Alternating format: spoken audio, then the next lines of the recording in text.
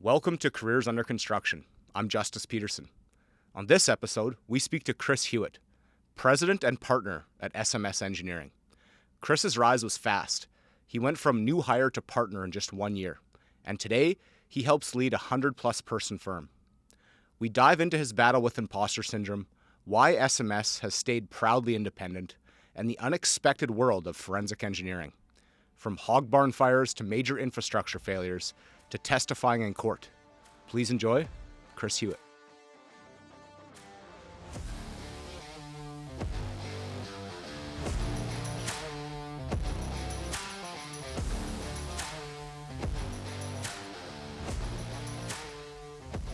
Okay, so you took the job with SMS in 2003. Yeah. And then I saw by 2004 you were a partner. Like, that's Yeah. a pretty quick turnaround. How did that come to be? I think part of the recruitment strategy, they were looking for somebody, an electrical engineer that would be able to allow one of the older principal partners to retire. So I think I was sort of maybe in the back of his mind a little bit of a retirement plan. It went a little quicker than I expected. When you're young, and we just had Ben, our firstborn, and just bought a house, and then they come to me and say, we'd like you to be a partner and we'd like you to spend even more money. And it was, at that time of life when your income is least and your outgoings are most, then to add that on top of it was quite a stressful time. But I've never looked back. Like, it was an amazing opportunity. And obviously since then continued to buy the rest of the way up to a principal partner today with my colleagues. And we're maintaining, along with the other partners, we're maintaining that desire to remain independent and not be absorbed. It would be easy for us to sell to a big conglomerate, but we have no interest in that. Yeah, for sure. So going from like almost like a new Canadian, let's call it, in 2003 to a partner in 2004, were there times where you felt like almost like imposter syndrome? Because, whenever you take on a new job, especially with a higher status like partner, you haven't done that before. So it's easy to get those types of feelings in you. Like, how did you overcome something like that? I mean, imposter syndrome, I still suffer from it today, honestly. But I was different. I sounded different. I still sound different. I used words that no one understood, like spanner and torch for a flashlight. And people would look at me a little bit gone out sometimes, like, what is he talking about? But calling everybody mate? Yeah, that's right. Yeah. I've always been, I guess, a little introverted, a little shy. So I've never been afraid to be the person at the back, standing and watching. In fact, that's where I've felt most comfortable. I mean, go right back to high school and you think about flying under the radar was like, if I got to the end of the day and I had flown under the radar all day, I was happy. And that sort of carried on. I was working in a department that had two much older designers or engineers that I kind of was working alongside of. And I realized pretty quickly that I wasn't going to be able to just, stamp my authority on them. And that's not my character at all. We just work together. And really, I think leadership doesn't come from the person that screams the loudest. It comes from realizing where the strengths are in the company and helping those people become better, and realizing I don't know everything. And sure, 32 years old, I was a little wet behind the ears, and I was probably full of a little more motivation to move forwards. And I know I made mistakes, but I just worked with those that were around me. And I think that's SMS. That's how we've always been. We've never been a, hey, I'm a partner type of a company. It's very flat. We all work kind of together and alongside. I mean, there's times when, I'm a principal partner, but on a project I'm reporting to a 26-year-old junior engineer, but he's running the project and I'm his subordinate on that project, and that's how we work. So tell me about the business model then within your company, because you started as a partner, now you're the president and a principal partner. Yeah. Like, how many partners do you have? So for us, a partner is a shareholder. We're all employees of the company, and we're also shareholders. So we have 17 shareholders of different levels. So the 3 levels would be principal, which is kind of the managing partners. There's 4 principals, of which I'm one of them. Okay. There's 8 partners, and there's 5 associate partners. So we're very much, we're becoming an employee-owned company. Well, I don't think we'll ever get to a full sort of ESOP type arrangement where everybody's an owner of the company, but we've certainly recognized the need as we've grown to be able to offer shares to, little less junior people that are really key to the company. So maybe people with a specific technical specialism that we want to lock them down, right? I mean, ultimately, That's what it's all about. But we also want to allow something to be given back to them in terms of that sense of physical ownership. And, hopefully a share in the profits along the way. Yeah, it's such a good long-term incentive, right? And such a great retention tool to be able to offer your top employees shares within the company. Yeah. When they have skin in the game, they have accountability, more 100%. Accountability than before, and it makes them want to work harder and invest in the vision. Yeah. And it's always been from within as well. I mean, we've never brought someone in and immediately made them, a shareholder in the company. Right. We've always needed them to prove themselves first. And you have a good feeling. And because of our desire to remain independent, we're always looking down the road. We frequently meet to talk about who are the next shareholders of the company, because my retirement plan is linked to the success of the company and that succession planning and handing on to the next people. And like I said earlier, it would be easy for us to sell to a larger company. We have no desire to do that. We want to stay independent. I think that's our sweet spot in terms of what we can offer to our clients. We're not tied to remote shareholders in Edmonton or wherever. Everybody that owns our business works in our building and works on projects. Amazing. Do you have any shareholders or partners that aren't like technical engineers? Anybody outside that discipline? We have some that aren't, to use the formal term, that aren't engineers, but they're all technical people. We have people that come from a trades background, that do a lot of the field work, so they're out kind of working with the contractors and doing the site reviews and the site meetings. So is that more of like a contract administrator type of role? Correct. Okay. Yeah. Right. So Marty, one of our contract administrators, he runs the contract admin department. He has 12 contract administrators that work for him. Cool. And he's an associate partner. We've also recognized it's very easy to promote people that win projects, run projects, look after clients, make money for the company kind of directly. You can draw a straight line between, okay, they issued this fee proposal, they won this project, they made this profit. But at the end of the day, we're an engineering firm, and without engineers and specialists and techie people, we wouldn't be anything. So that was the big thing around the associate partner role, was to reward some of the people that maybe sit a little bit in the shadows doing the techie stuff with an ability to buy some shares and share in some of that, of the benefits of being a shareholder and the risk as well. I mean, it's not always, unicorns and rainbows. Yeah, absolutely. And so you started in 2004. There was around 30-ish people there. Fast forward today, 2025, you have hovering around 100, give or take, staff members. That's a lot of growth in a 20-year period. Tell me about like the journey along the way of like scaling the business and how that came to be. So I think today we're in the order of 106, 107 people. Okay. It jumped up during summer because we do bring in summer students, and we like to kind of grow from within, and that means kind of almost like recruiting from within, and that the summer students for us, that period is an extended interview when they spend a whole summer with us. But I think we were really fortunate in that, if you scale back 20, 25 years ago, Winnipeg was a very different place in terms of investment. Just on my journey to work this morning, as I drive, up up Route 90 and you look at, IKEA and you look at Kenniston Common, you look at these, they were fields when I first moved here. I mean, White Ridge had just been built, Linden Ridge was kind of in construction, and now those places are 20 years old. And I think we were fortunate in that the investment in our province and in Winnipeg really stepped up in the early 2000s. And so some of it's riding that tidal wave, but you can't attribute it all to that. If we weren't doing a good job, we would not have been successful in winning projects. Right.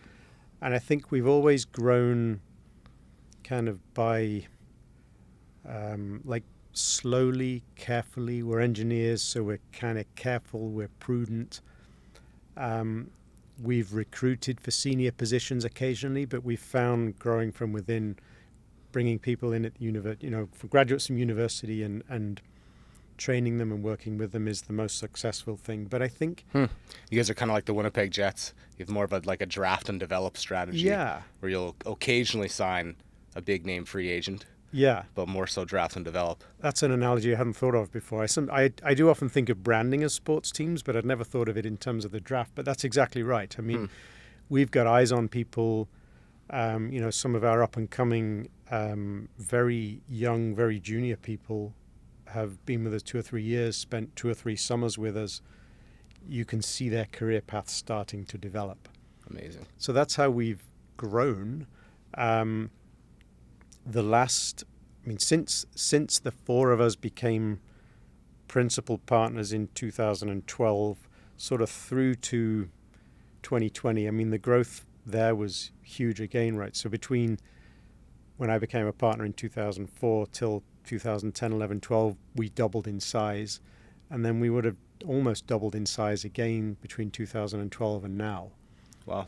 So, and I don't think I can imagine that it would do that again. I think there's a natural critical mass you reach in this market because it's not a huge market, and we play mainly in Manitoba, a little bit in Northwest Ontario, right, and occasionally in other provinces kind of across the country. But there is that critical mass. Yeah. But the government, we do a lot of work in healthcare. The government has really invested a lot of money in the last 20 years in our healthcare system.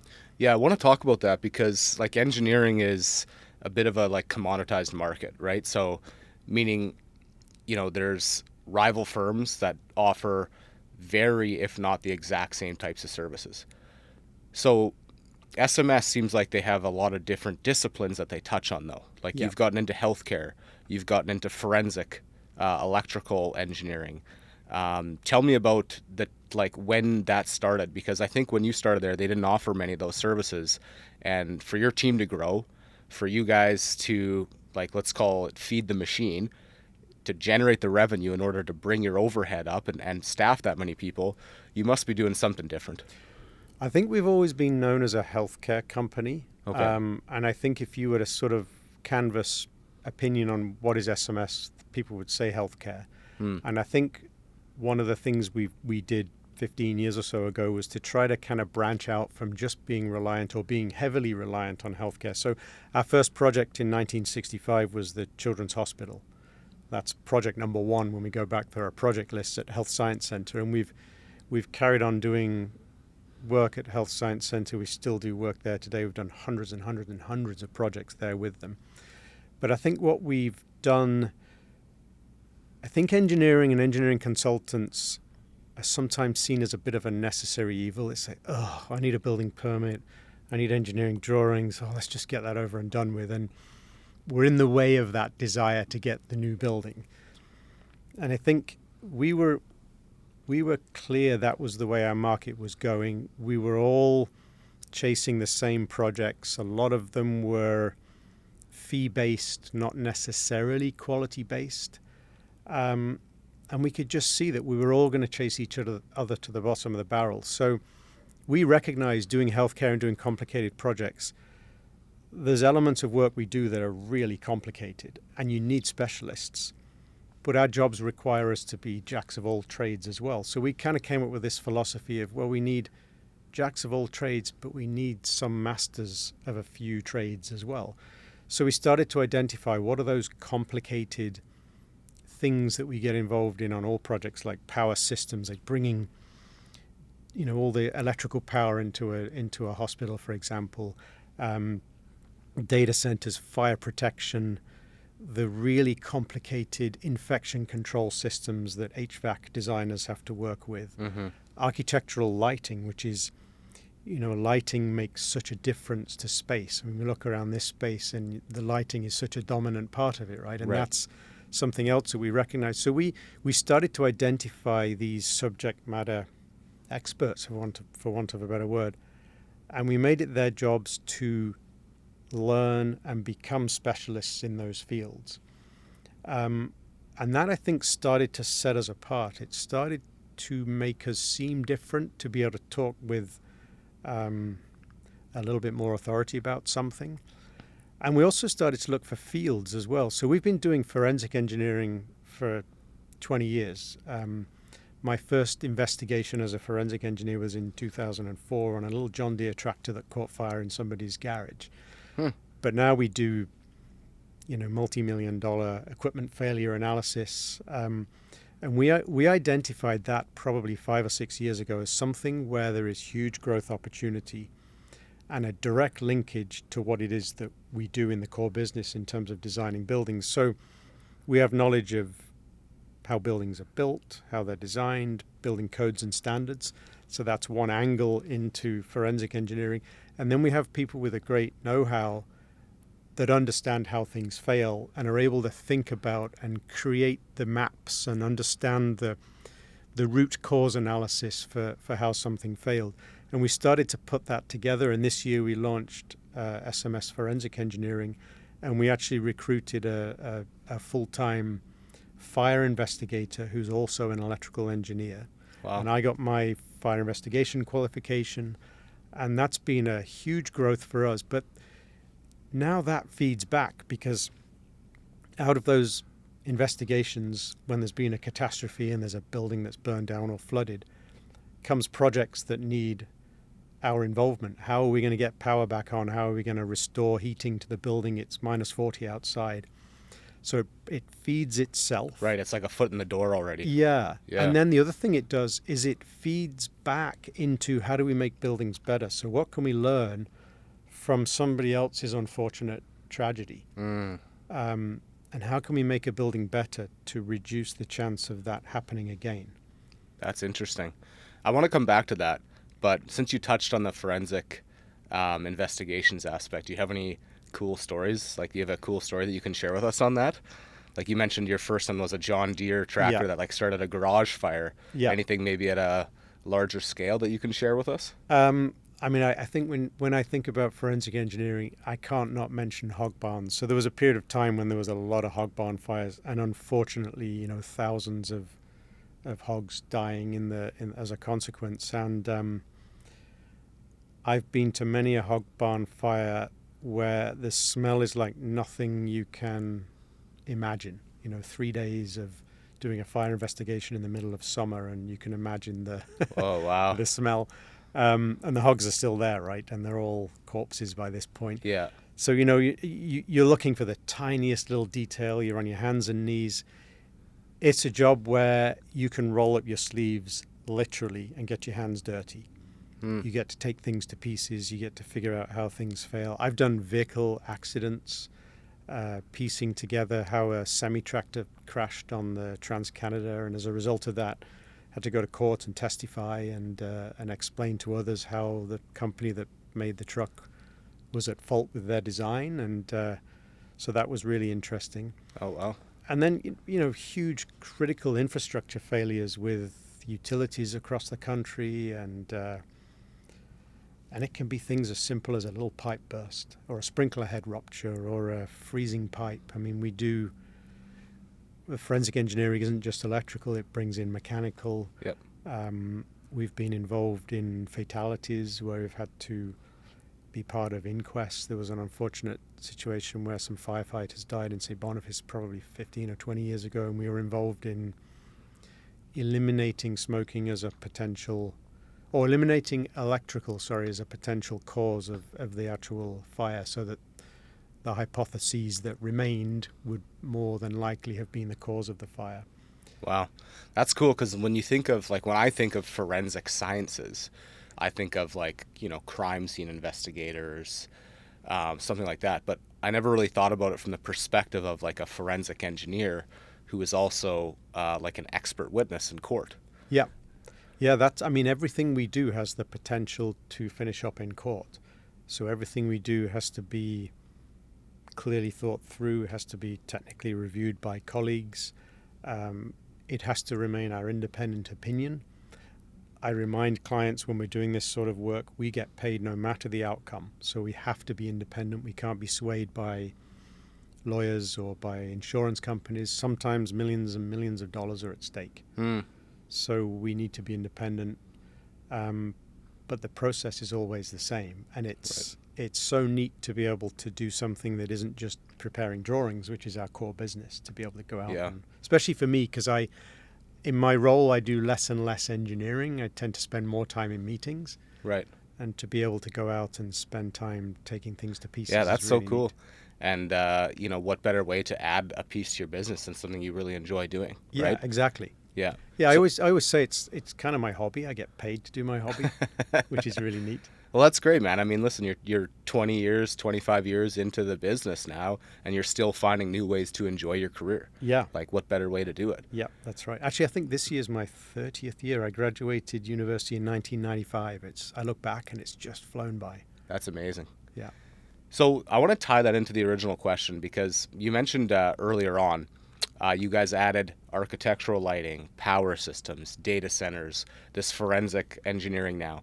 And those were all new disciplines to the business that helped you grow. So before you added those and you brought in, like, the experts in-house, were you doing any of that work before and just, like, subbing it out to different people? Or is it work that you just hadn't really touched? We were doing some of it before. We were certainly subbing some of it out. Like a lot of our IT design services we were subbing out.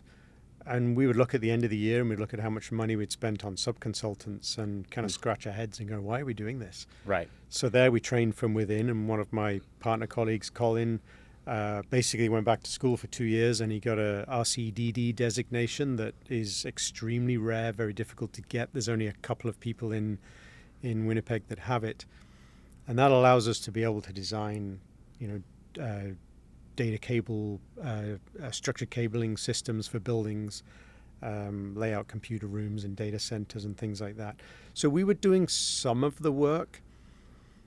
We were doing it well, but maybe we weren't staying up with technology, or we weren't looking 5 years down the road about where is technology going, where's the next development in this particular field going. And I think having these subject matter experts, they can go to conferences, they're interested in the field, right? They're kind of the techie geeks that want to just bury their heads in books, the stereotypical engineers that want to learn and spend that time learning. Yeah, well, I think it's interesting because I think it shows that you're not just engineers. Like, clearly that you have a strong business acumen, right? Where you're able to identify, you look at let's say your P&L, your balance sheet, and you see where your expenses are. Oh, we're spending a lot of money on subcontracting this stuff out. So there's a few ways you can go about that, right? You can acquire a company that does that and bring their people on, or you can hire the experts and kind of slowly grow it from within your own team, which is certainly a more conservative approach, but less risky. But obviously, it paid off for your team here in the long run, and you're continuing to add more disciplines. Yes, I think being engineers, I said before, we're naturally cautious. So for us to go out and spend $2 million on acquiring another firm or needing to buy another building to make ourselves larger, or that just doesn't compute. We're quite risk averse. Although in saying that, in and amongst our partnership group, it takes all sorts. And one of the things that is good is we do have people in our partner group that are long-range, visionary dreamers, right? They're the people, the wanderers, to use what's the book that about the 6 different strengths, it'll come back to me. But we have people that are very, they're galvanizing. We have other people that are visionary, wanderers, dreamers, people with tenacity. We have all those people within our group, and having somebody that is looking down the road and is pushing us a little bit. Hey, let's open an office in Calgary, and we go, ooh, okay, but it makes us think and it makes us analyze and realize the strength in what we've got and why we remain here in Winnipeg. Being challenged is a good thing. Yeah. Well, it's good to have a good balance of people that are conservative, people that are visionaries. But it also kind of makes me think, you have 17 partners or shareholders, you said. It's a lot of chefs or cooks in the kitchen, right? Yeah. So tell me about how you, your leadership team and how you guys do. I think you mentioned earlier, a chain of command is something that you implemented and it's helped your team a lot. Yes. Tell me about that. So in 2017, or maybe to scale back further, I'm part of a peer group. So I'm almost on a board of boards. So other business owners, we get together once a month. We all work with a business coach. And a number of people on my peer group had been on a course. Is that like an EO thing, like entrepreneur? Yeah, it is. It was the actual organization I joined was TAB, the alternate board. Okay. It's morphed into an independent Christie Management Concepts now. Cool. But it's a bunch of like-minded people that get together. We all have different businesses. Some of them are manufacturers, consultants like me, retail. But we all have the same issues. We all have the same problems. We all have the same challenges. But a number of the people on that board had been on a course put on by a guy called Linton Sellen. It was a leadership course. So I thought, everybody keeps talking about this. I've got to go on the course. But it was a big commitment. It was a day a week for 7 weeks. And to take a day out of the office, and it was always on a Monday, and Mondays are busy in our office. We have our production meetings on a Monday morning. But I thought, I'm going to do it. I went to the first one, and I can tell you for the next 6 Sunday nights, I couldn't wait for Monday morning. Wow. And this course was... Linton is an ex-military training officer from the Air Force. He's also a lawyer. He's a guy that will argue both sides of an argument at the same time. He's a genius. But he basically adapted what is a military philosophy of chain of command and brought it into the workplace. And his philosophy, and I'll not do it justice, and if Linton ever listens to this, I apologize, but essentially... leadership and management are two totally different things, right? You manage widgets, you lead people. And that was number one from Linton. So your best managers are not necessarily your best leaders. So that was the first thing. So let's find the right leaders. They may not be the loudest, they might be the quietest, and they might be the people standing at the back of the room. The second thing is then you need to delegate responsibility, but you can only delegate responsibility if you also delegate authority. So that means you have to let people make decisions. And providing they're ethical and legal, you've got to live with those decisions. So then it comes to, well, then how do I make sure those decisions are within the framework of what SMS wants to be? So we have a very clear mission, very clear strategy, and we delegate those responsibilities.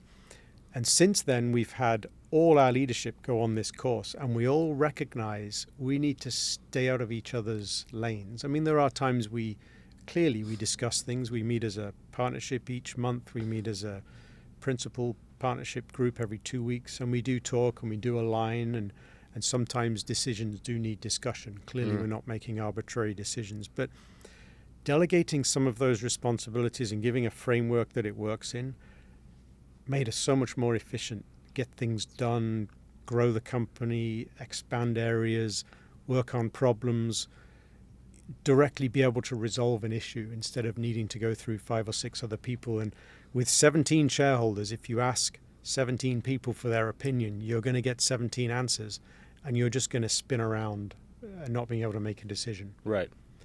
So it's made a huge difference to us. Yeah, no doubt. I was going to ask you how, like you said, you were the first one to take that course.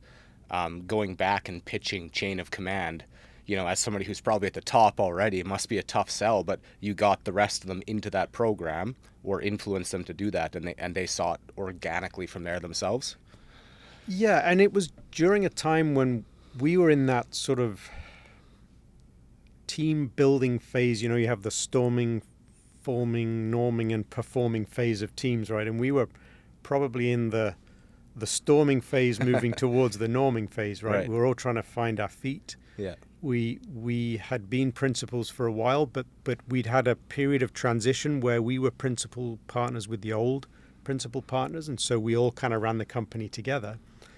And then slowly they retired, and suddenly the four of us are left to run this, what would have been then probably 65-person company.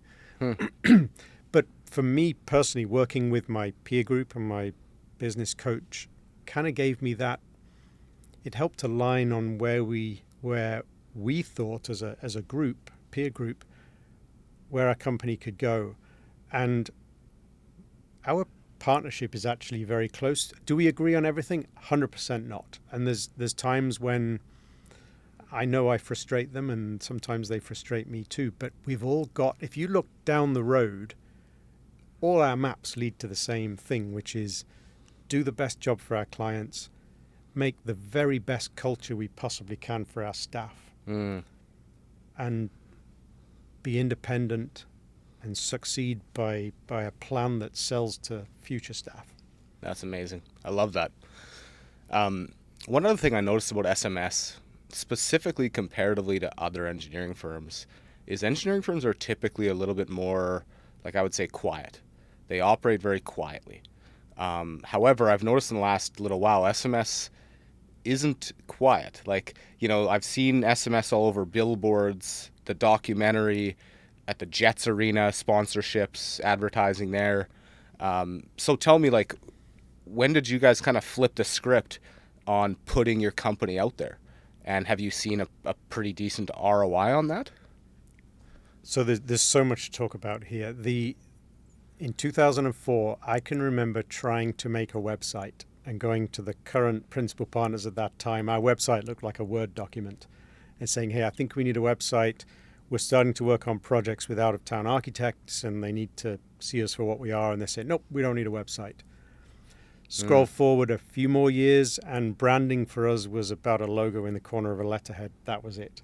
Our brand was kind of really the service we sell. It was the reputation. But we were engineers. We kind of kept it under a bushel. Is that the right term? Like we sort of kept the candle as dim as possible so nobody could see it. Right. And then slowly we realized no one else is going to talk about it if we don't talk about it. You may as well control the narrative. Yeah. Ideas are just ideas until an engineer comes along and helps figure out how to build it. And that's not to say, architects just come up with ideas, because engineers wouldn't have buildings without architects. We're a team. And I think that's what we started to realize is quietly we need to be a little more confident. So we started kind of looking at ways we could maybe grow our brand a little bit. We started working with a company called Leap Zone in just during COVID, 2020, 2021. Okay. And it was pretty clear that the old logo that we had and the old way of doing things, it was going to kind of stay the course, but it wasn't going to take us forward. And we really worked on what's important for SMS, what kind of clients do we want to work with, what kind of people do we want in our office. And it became really clear to us that branding is not just about, and in particular, you look at our logo spinning around the arena, which was one of the proudest moments of my career, when the first day we did that, and I must have got 100 text messages that night. Wow, can't believe you guys are spinning your logo around the arena. But sure, it was a little bit about telling our clients, but it was mostly about our staff. And feeling like a sports team, right? Something we support, something we can get behind. And a brand for us is as important internally as it is externally. And that's why we did it. That's why particularly we did the Jets branding. It's about recruitment, but it's about our staff. Let's make our staff feel really, really proud of what it is that they belong to. That's a great take. I've actually never heard that before. Typically when people think of marketing, branding, advertising, it's all about how many new clients can I get? How much revenue can we generate from this? Yeah. Right? Like that's the ROI that most people are thinking about. But the way that you just mentioned is it's, that's all gravy. But what's more important to us is how our people feel working here. Yeah. We have never done and I can honestly tell you this, we have never done a financial analysis on whether or not what we spent on our branding and what we continue to spend on our branding is worthwhile, as in a technical analysis. But I can tell you the feeling, it's 100% worthwhile. I don't think I can draw a line and say, okay, our revenues were X 2 years ago and they're X plus 10 now, and that's all related to branding. And of course it isn't. But branding is sort of the thing that lights the touch paper on the bottom of the firework that just creates that amazing thing that comes out the top of the firework. And the key for us, our asset is our people. And at 5 o'clock every night, our asset walks out the door. And we hope it comes back again the next morning, because if it doesn't, we're dead. Overnight, we're dead. So for us, number one, we have to look after our people. Such a good lesson in marketing and branding there, from an engineer, nonetheless. But, I think a lot of people, when they think about spending dollars in that specific department, especially a larger corporate company, might say, hey, what kind of return are we going to get on this in 30, 60, 90 days? Yeah. If we're not seeing a return in 90 days, scrap it. Let's spend our money elsewhere. Yes. And obviously, with what you're looking for in terms of your branding, it's not about the money coming back in 90 days. It's how good do the people feel? Yeah. And are they going to feel just as good tomorrow coming in to work as they did today? Yeah. Our brand goes to meetings. Our brand meets clients. Our brand delivers projects. And if we get the internal bit right, sure, the external bit that spins around the arena is really neat, and that is important. And yes, clients did see it, and probably there is an ROI on that. But if we can get every one of our staff to be an ambassador, and every one of our staff has had branding training and continues to have branding training, then to me, that's dollars incredibly well spent. Absolutely. Interesting. So now that we're on that topic, one of the things you mentioned that you're really proud of at SMS, there was 3 things. We touched on a couple of them already, but the third one was culture.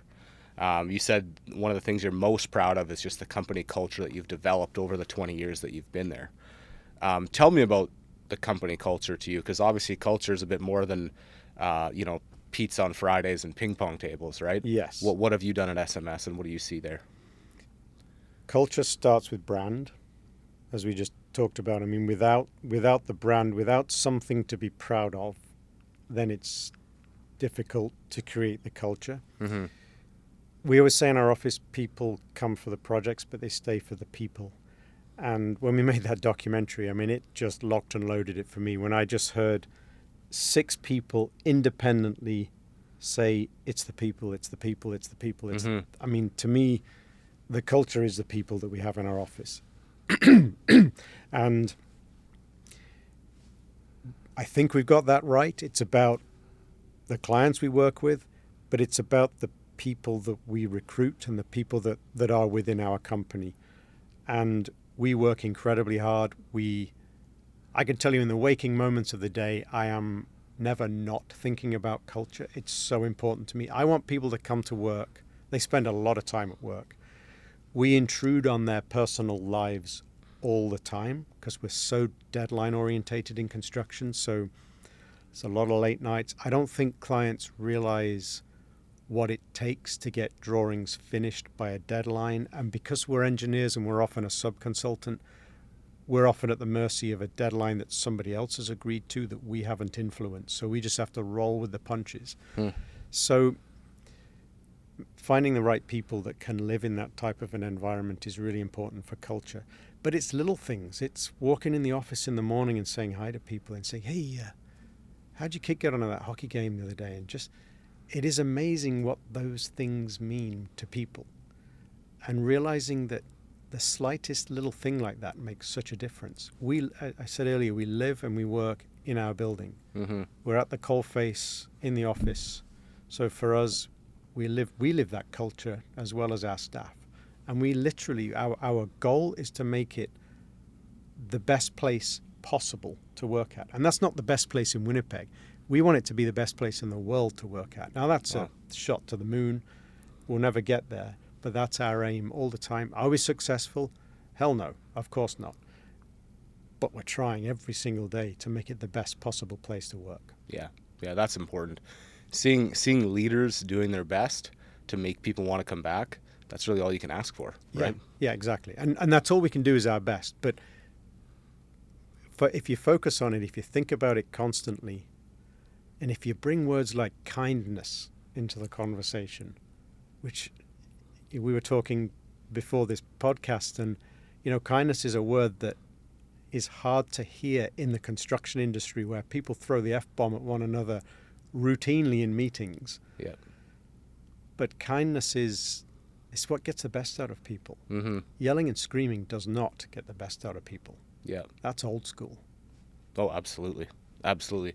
So how is kindness like one of your core values then? My wife preaches it all the time. My wife's a parenting coach, and to me, I don't want to patronize my staff, but an office is a family. Being a leader in an office is like a parent with a child, right? We've got boundaries that we want people to work within. Mm-hmm. We've got expectations.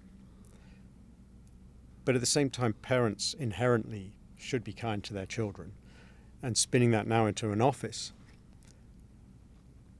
as I said earlier, just little things, the little, hey, how's it going? Or, hey, okay, you want to go and chat? Those little kindness things. The morning, when I walk in the morning, I say hello to everybody before I get to my desk. Then I go get my coffee, and I say hello to everybody while I go to get my coffee. I try and chat with people in the lunchroom while I'm grabbing my coffee. It makes me feel good. I hope it makes them feel good, but it's those little things. But at the same time as well, kindness does not mean we're pushovers. Mm. Kindness actually might be, you know what, you're a square peg in a round hole and we got to make some changes here. Kindness might actually be, I don't think you should be with SMS Engineering anymore. I think you need to spread your wings and go look somewhere else. Mm. So kindness is not being a pushover. Kindness it can be tough love sometimes. It can too. be tough. 100% it can be. Okay. Yeah. Interesting. Yeah. Speaking of which, you mentioned that you're a black belt in karate. Actually, second degree black belt. Second degree black belt. Because there is a difference between second degree is higher, right? It is. It means like you have more years experience and like you can teach the trade. Am I right? I mean, I can teach under the guidance of my sensei. Okay. Teaching is another. I've just started the instructor program. That's about a 10-year process to become a sensei. But second degree is higher than first. Second is higher than first. Okay. We have there's 10 degrees. Right. I will never get to 10th. 10th is the top of our organization. It takes progressively longer and longer to move between belts. And I can tell you I failed my first black belt tests and I failed my second degree black belt tests. I retook them, I passed them, but that's character building. How do you take these tests? What's required?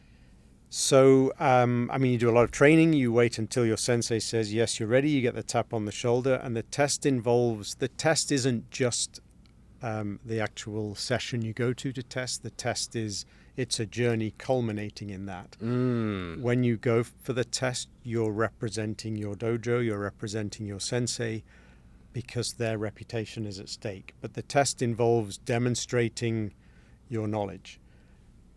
Both in terms of basic moves, in terms of patterns that we call kata. And you have to learn, there's 26 different kata, and they're between 20 moves, let's say, and 65 moves for one kata. So there's a lot of pattern memory, so a lot of really good for the cognitive skills. And we actually have to spar as well. So I've had to, for both belts, fight somebody, which is not at all in my character. Wow. And then if you're successful, you pass. If you're not successful, it is brutal. It is just failed. Oh, wow. And, so you're being tested along the whole journey. It's not just some destination you reach. You have to get through the destination to get the rank, to progress to the next rank. Very cool. And is that something that you got into before you moved to Canada? Or was that a new sport for you when you came here? So I was always a soccer player. Okay. And I got to a point where I was... Hey, you call it soccer, not football. Well, I should say football. I was at the Blue Bombers for a staff event last night. But yeah, football. True Canadian now. Exactly, yeah. I was a big soccer player, but I was constantly getting ankle injuries, and I just realized kind of my days were over. My feet wouldn't do what my mind wanted them to do. It was becoming more and more frustrating. My son started karate, and I used to go to the dojo. I'd drive him there, and I'd sit on my phone at the back, and I'd watch his class. And one day I thought, this is crazy. Why don't I go and join him? So I joined him. He progressed to his brown belt. I was a few belts behind him, and then he went, Dad, I think I'm done with karate. And I thought, well, I'm not. So I just carried on. Wow, that's super courageous of you, though, man. To your son's doing it, and you're like, oh, I may as well try this too. Yeah. So you started out as low, white belt. You got to be the fool before you become the master type. Hardest move in karate is stepping into the dojo, and just humbling, knowing you don't know anything, and somebody's trying to show you something, and you can't make your hands do what you want it to do. But I've been doing it for 12, 13, 14 years, I think now. Wow. And progressed through all the belts from white all the way to second degree black belt. And I love it. It kind of breeds that self-confidence, but it's inside. So it's not confidence you display. We have a mantra, Dojo Kan, as we call it, and it's all about character, refraining from violent behavior, respecting others, all things that kind of apply a little bit to the office as well, right? Yeah, no doubt. Seek perfection of character. I'm not sure what I'm more impressed with here, Chris. The fact that I'm sitting with the president of SMS, 100-person company, or a second-degree black belt in karate here. I'm just kidding. Okay, last question I have for you. If we could take Chris from, let's say 2003, 2004 when he first moved to Canada, or even Chris from back when you met your wife in Thailand the first time. But what I'm getting as a younger version of Chris, you look into the future and see what you're up to today. President, principal partner at SMS, over 100 people, all these accomplishments. Like, how proud do you think that younger version of you would be? Ooh, this gets into all my character traits, right? The imposter and the introvert and shy. I mean, of course I'm proud, but I'm proud of our company because it's no one person that's done it.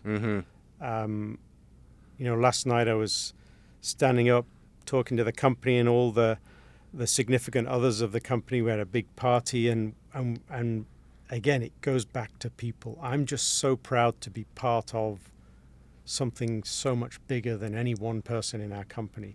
And there are 3 founding partners. 2 of them have unfortunately passed away. One's still alive, but he couldn't make it last night. And I would love to have a conversation about, did you ever dream that when you mortgaged your house and you set up Scout and Mitchell Sigurdsson in 1965, that it was going to be 107 people as it is today? And I don't think so. I mean, when I became a partner in 2004, I didn't think that. When I became a principal in 2012, I didn't think that. When I became president 2018, I didn't think that.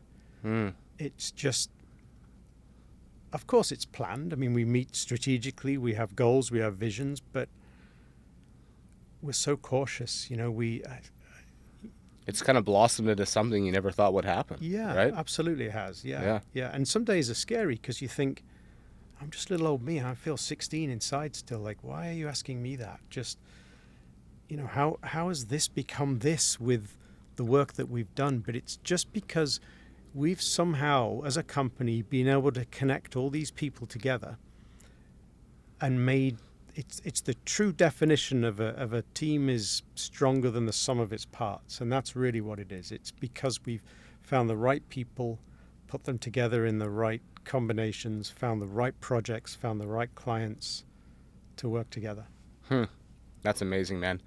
Well, listen, Chris, we had never met before this. No. Today was the first time we're meeting, and I'm so glad that we did because this was such a great conversation. I feel like we could go on forever here, to be honest with you, but I got to thank you for coming on Careers Under Construction podcast. It's been a pleasure. You're more than welcome. Thank you. It's been a total pleasure, and I've really enjoyed meeting you. I love your story. I follow you all the time on LinkedIn, and you're a cool guy. I'd love to meet you and spend longer with you.